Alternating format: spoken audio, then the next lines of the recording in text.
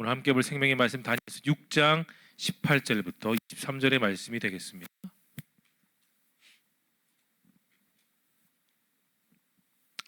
(18절부터 23절의) 말씀을 우리가 한 절씩 교독하고 마지막은 함께 읽겠습니다. 왕의 궁에 돌아가서는 밤이 새도록 금식하고 그 앞에 오락을 그치고 잠자기를 마다하니라. 다니엘이 든 굴에 가까이 이르러서 슬피 소리질러 다니엘에게 묻되, 살아계시는 하나님의 종 다니엘아, 내가 항상 섬기는 내 하나님이 사자들에게서 능히 너를 구원하셨느냐 하니라.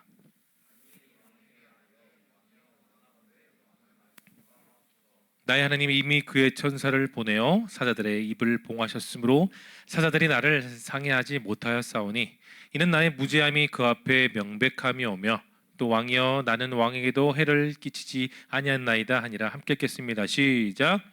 왕이 심히 기뻐서 명하여 다니엘을 굴에서 올리라 하매 그들이 다니엘을 굴에서 올린즉 그의 몸이 조금도 상하지 아니하였으니 이는 그가 자기의 하나님을 믿음이었더라.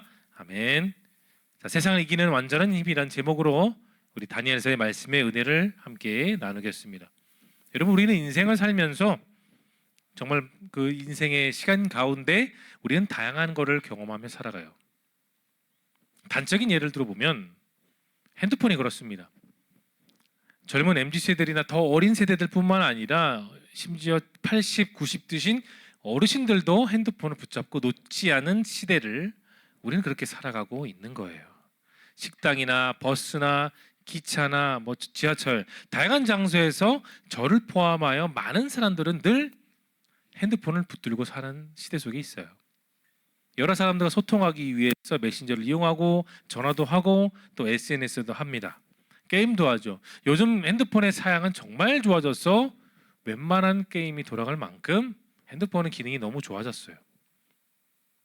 그리고 보통 교회 다니는 젊은 세대들을 봐도 예배를 끝나면 바로 핸드폰을 잡습니다. 하루에 단 몇 시간도 핸드폰을 놓으면 불안해하는 사람들도 있다라는 거죠. 그게 바로 요즘 시대입니다. 그만큼 모든 사람들에게 있어서 여러분, 핸드폰은 진짜 절대적인 마력을 지닌 것 같아요. 물론 스마트폰 사용 자체는 여러분 문제가 되는 건 결코 아닙니다. 친구들, 가족들, 또 연인들과 우리가 소통을 해야 되기 때문이에요. 끊임없이 쏟아지는 그 다양한 볼거리들이 있습니다. 매일매일 매 순간 업데이트되기 때문에 우리는 지루하지 않죠. 예를 들어서 쇼츠나 릴스가 그렇습니다. 아주 묘한 매력이 있어요. 댄스 챌린지도 있고 음식을 만드는 영상도 있고 애완동물을 키우는 영상 등 정말 흥미로운 영상들이 참 많죠. 그렇게 핸드폰을 보고 시간을 지내다 보면 금세 하루가 다 가게 됩니다. 점점 중독에 물드는 거죠. 근데 여러분, 만일에 우리가 하나님을 만나고 또 그분께 기도하는 일을 핸드폰을 사용하고 콘텐츠를 보는 것처럼 우리 그렇게 할 수 있을까요? 핸드폰을 이용하는 만큼 우리가 기도를 할 수 있냐는 말이에요. 제 생각에는 죄송하지만 거의 불가능합니다. 왜 그럴까요? 여러분, 스마트폰은 결코 지루하지 않아요. 어떤 콘텐츠를 보다 이제 좀 지루하다 싶으면 다른 콘텐츠를 들어가서 보면 됩니다. 지루하다 싶으면 또 새로운 것을 보기 때문에 흥미와 재미가 잃어버리지 않게 되는 거예요. 하지만 우리가 스스로가 하나님께 드리는 기도는 정말 눈물 콧물 다 쏟아붓고 소리 지르며 아무리 수고와 노력을 해도 100%의 응답을 보장하지 않는다는 거 있습니다. 또 내가 바라는 것, 내가 원하는 것을 모두 다 들어주지 않기 때문이에요. 그래서 기도할 때 때로는 지루하고 힘들고 어렵고 흥미가 없는 이유가 바로 여러분 거기 있는 겁니다. 성경책 경우도 66권이 있기 때문에 쉬운 부분을 잘 읽어가면서 우리는 성경에 대해서 흥미를 가질 수 있어요.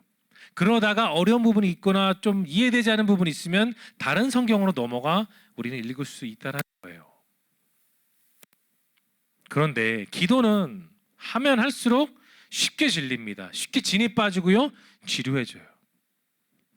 즉각 응답이 오지 않기 때문에, 내가 원하는 대로 되는 경우가 그렇게 많지 않기 때문에 기도만 앞에 두면 우리는 쭈뼛쭈뼛하게 됩니다.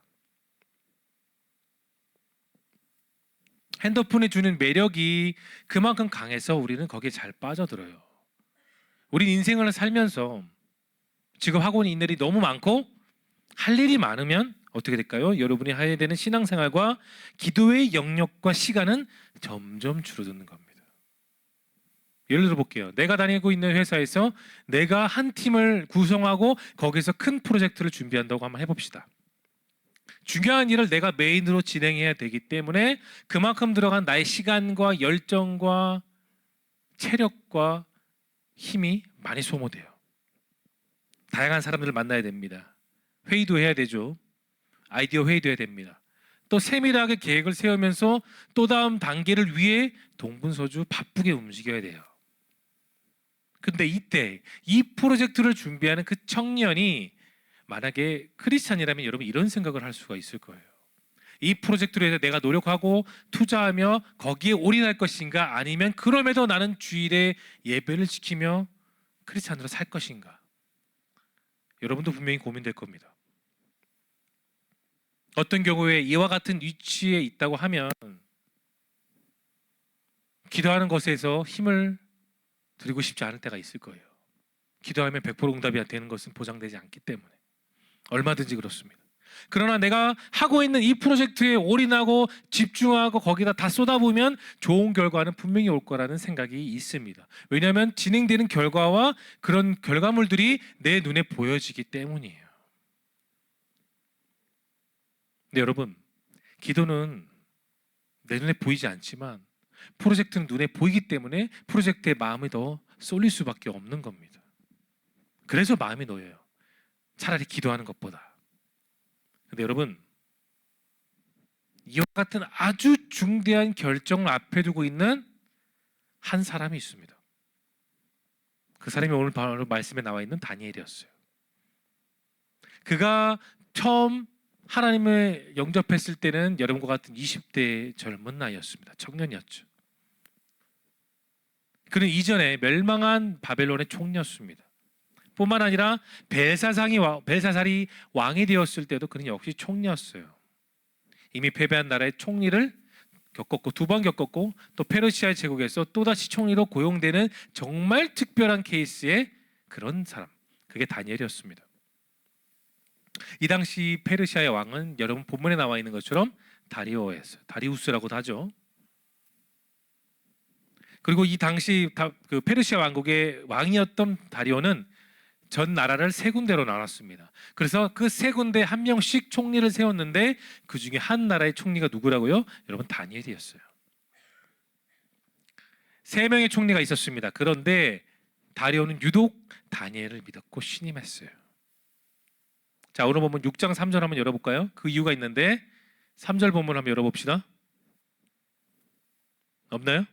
자, 3절 본문 크게 읽어보겠습니다. 시작.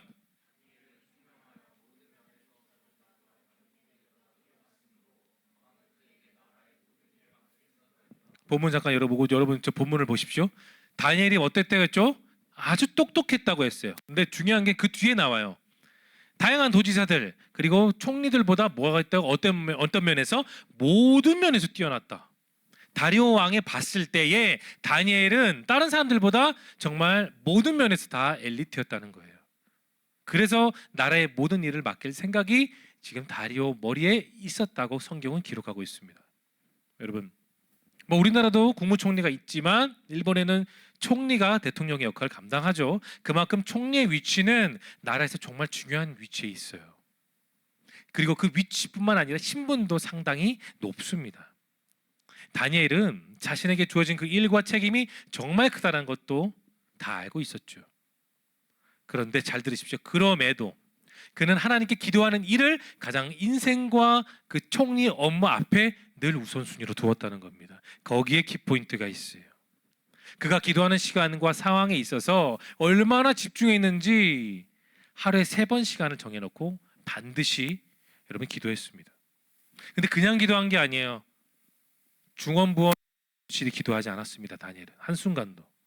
예루살렘 성전에 있는 곳을 향해서 자신의 창문을 열었다는 거예요. 그리고 그쪽을 향해 엎드려 하나님께 여러분 기도했습니다. 자, 보통의 사람들이라면 다 다니엘의 입장과처럼 그렇게 높은 국무총리에 있으면 여러분 어떨까요? 기도보다 맡고 있는 일, 그리고 그 일에 종사하는 사람들, 그리고 유명한 사람들 만나는 일에 더 전념했을 겁니다. 더 많은 사람들을 내 편으로 만들기 위해서요.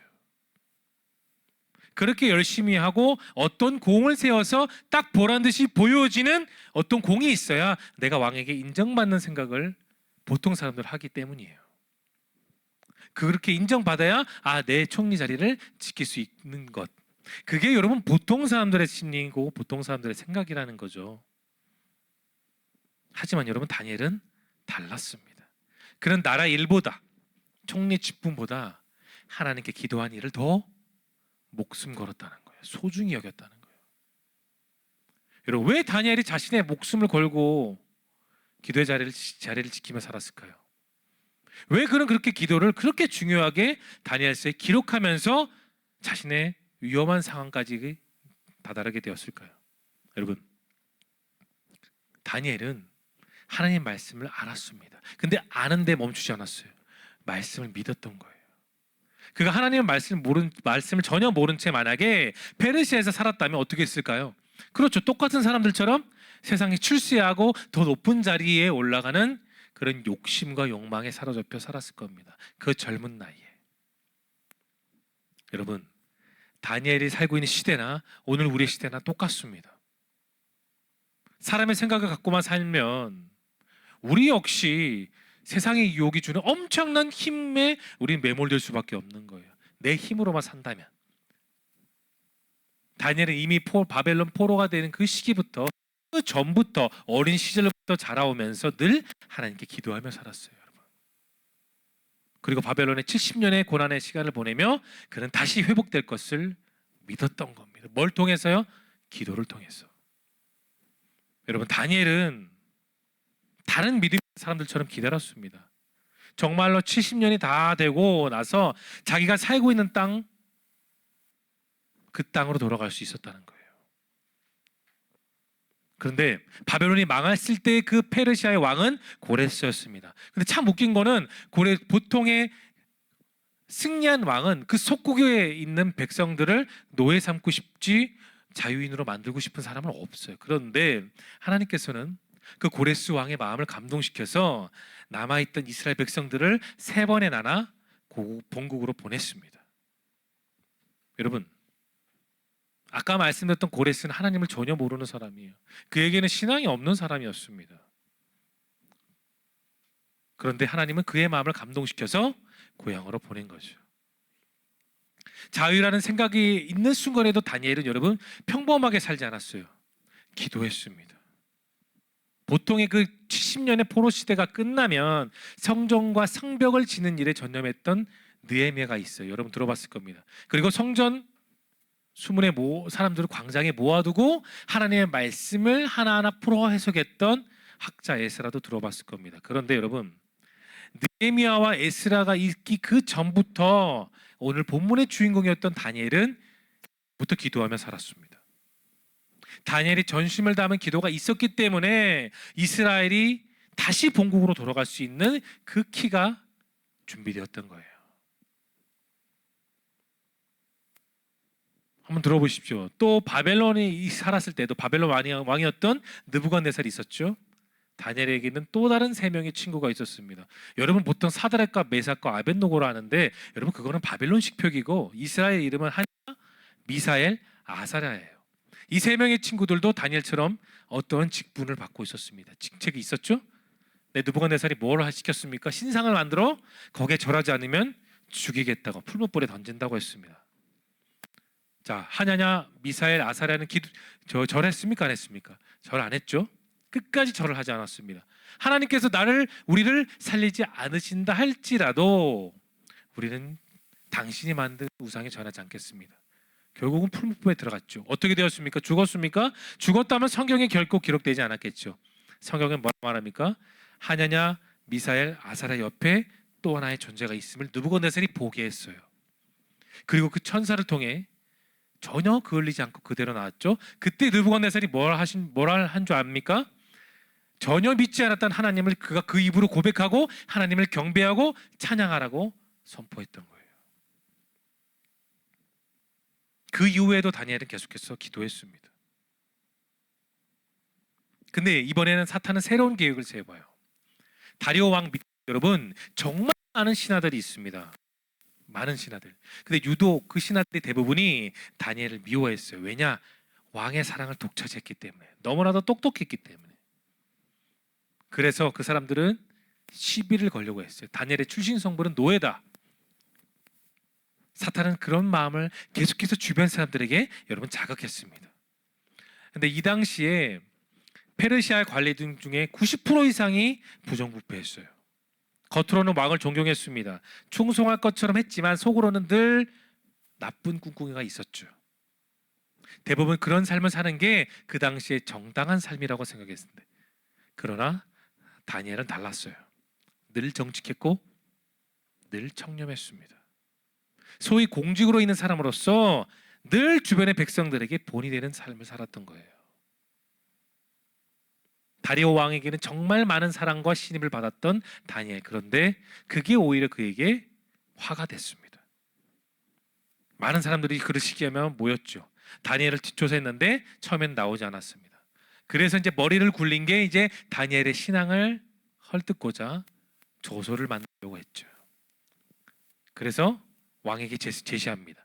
자, 앞으로 30일 동안 페르시아의 왕을 지휘한 어떤 사람도 절하거나 기도하는 일 없도록 조서를 만들었죠. 딱 그 조서를 딱 봤을 때 다리오 왕은 기뻤습니다. 왜냐? 자기를 숭배해주기 때문에. 자, 고심 끝에 결정이 내려진 생각을 보고 다니엘이 이런 말을 해요. 자, 10절 본문 열어볼까요? 10절 본문 읽어봅니다. 시작.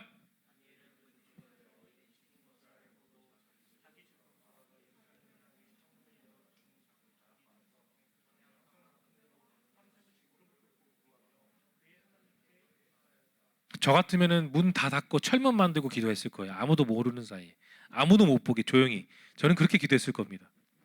기도를 하긴 하겠죠. 두려움에 떨면서 기도하겠죠. 근데 다니엘은 본문을 보세요. 자기 집으로 돌아갔습니다. 거기까지 뭐 문제가 안 돼요.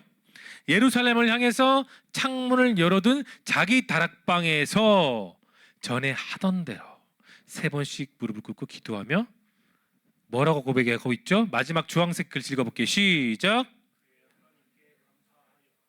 여러분 뭘 감사해요? 지금 그의 상황이 평안합니까? 위기가 없어요? 지금 위기가 있잖아요. 그런데 다니엘은 뭐 한다고요? 하나님께 감사하였다. 다니엘의 마음에 이런 마음이 있었습니다. 내가 지금 어려움 속에 있을지라도 하나님께 무릎 꿇고 기도하는 죄를, 그 기도를 멈추는 죄를 나는 저지르지 않겠다. 결단했던 거예요. 여러분, 한 달 30일은 꽤 긴 시간이에요.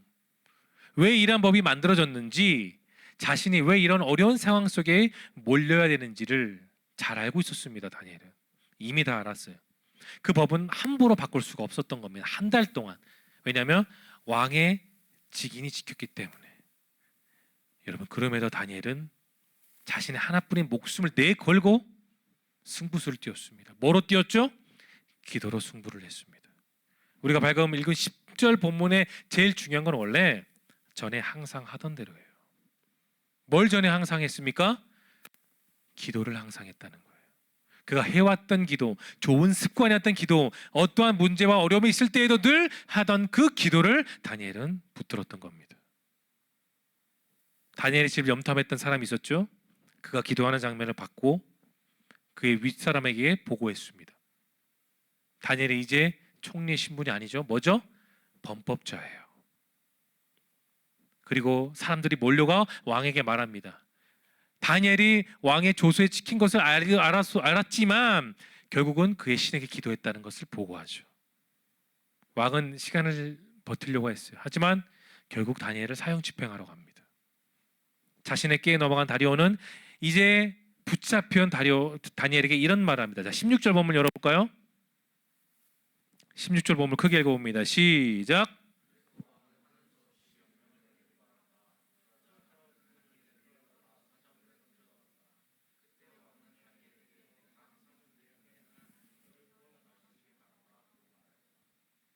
왕도 알고 있었습니다. 다니엘이 섬기는 사람이 어떤 신인지를 알고 있었던 거예요. 그래서 내 하나님이 나는 너를 구해주시기 원한다. 그렇게 고백했어요. 사형을 집행하기 전부터 다리오 왕은 우리가 아까도 읽었지만 아무것도 취하지 않았습니다. 물도 마시지 않고 밥도 먹지 않고 심지어 잠도 안 잤다고 해요. 그 다니엘 때문에.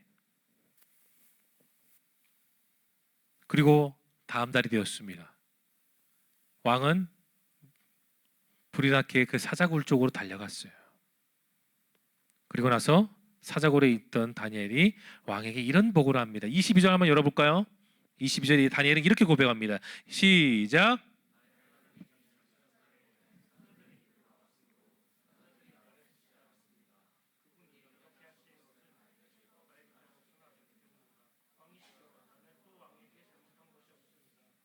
여러분, 지난 밤의 시간은 다리오 왕에게도 안타까움의 시간이지만 다니엘에게도 힘든 시간은 분명했어요.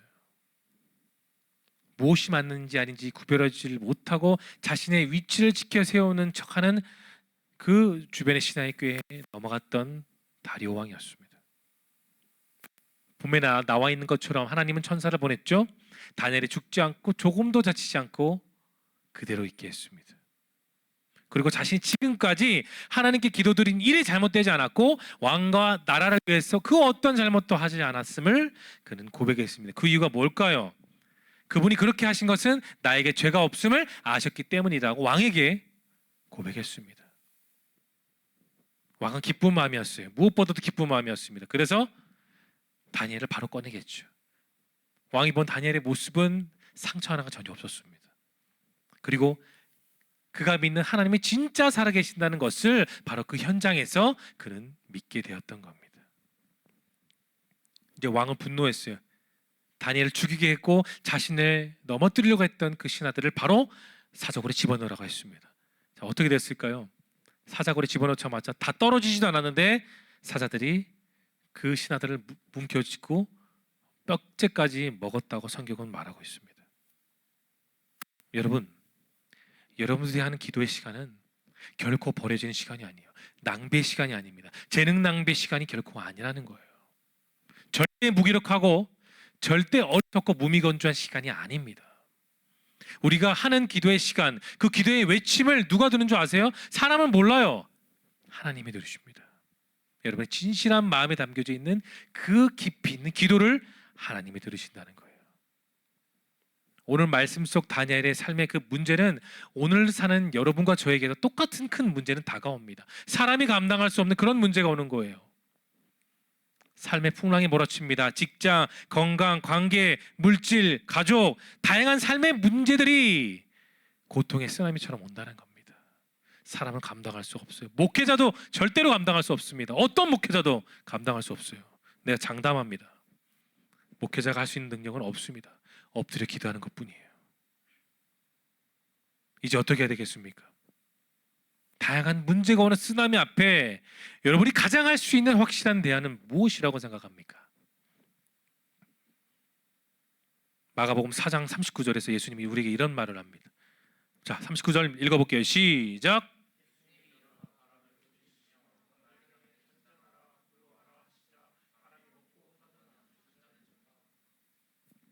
갈릴리 호수 한가운데에서 있었던 그 배 위에서 주님의 한마디 하셨을 때 바다는 완전히 잠잠해졌어요. 미친 듯이 우는 광풍도 넘실거리는 파도도 완전히 사라지게 되었습니다. 주님이 한마디만 하심으로. 여러분, 풍랑을 일으키시는 분이 주님이시라면 반대로 생각해 보십시오. 그 인생의 풍랑을 잠재우시는 분도 예수님이신 거예요. 오직 주님만이 우리 인생의 풍랑을 잠재우십니다. 내가 도저히 감당하지 못하는 삶의 문제를 예수님이 완전하게 사라지게 하시는 거예요. 잘 들으십시오. 하나님은 무릎 꿇는 사람들의 안타까움을 외면하지 않으십니다. 기도하는 사람은 반드시 승리하게 돼 있어요. 그래서 다니엘은 늘 기도할 때 자신의 생명을 걸고 날마다 그렇게 기도해왔던 겁니다. 그만큼 내 마음이 절실하고 내 마음이 간절해야 되는 거예요. 기도로 승부를 거는 그 청년들의 인생을 하나님이 반드시 붙잡아 주십니다. 근데 여러분, 그거 압니까? 세상 속에 살고 있는 크리스찬들의 상당수는 흔히 기도보다 일을 중히 여겨요. 일을 하고 여유가 있으면 그때 가서 기도하겠다고 보통 그런 말을 하는 사람이 참 많습니다. 혹은 일을 하다가 내 능력과 내 방법대로 살다가 다 막혔을 때 하나님 그때 기도한다는 어리석은 말을 하는 사람도 있어요. 근데 여러분, 기도는 내 인생의 가장 먼저가 되어야 됩니다. 그래서 데살로니가전서에 말하죠. 쉬지 말고 기도하라고 말하고 있어요. 끊임없이 주님과 소통하고 교제하는 그런 대화가 여러분 기도라는 거예요. 말씀을 정리합니다. 여러분 한 명 한 명이 오늘 본문에 나와 있는 다니엘처럼 기도할 수 있기를 바랍니다. 인생의 모든 문제, 세상을 이기는 가장 완벽한 힘은 나에게 나오는 것이 아니다. 바로 기도를 통해 하나님께 응답받는 데 있습니다. 여러분, 기도는 근심과 염려와 고통과 절망을 정말 확실하게 퇴치하는 최고의 힘이에요. 기도는 하나님의 보좌를 움직일 수 있는 유일한 믿음의 열쇠입니다. 기도는 하나님의 뜻을 찾아낼 수 있는 탁월한 레이더망이고, 기도는 나를 넘어뜨리는 마귀의 모든 유혹을 완벽하게 물리칠 수 있는 가장 강력한 필살기가 되는 거예요. 내가 아무리 힘들다고, 내 주변의 환경이 너무 답답하다고 다 놓지 마십시오. 기도를 붙잡으십시오. 그 기도로 여러분 승부할 수 있기를 바랍니다. 앞으로 여러분의 모든 삶의 능력이 내 소유가 아니라 전적으로 하나님의 능력을 통해 그 삶을 경험하고 살아갈 수 있기를 예수님의 이름으로 축원합니다. 기도합시다. 살아 역사하시는 주님, 저희는 하고자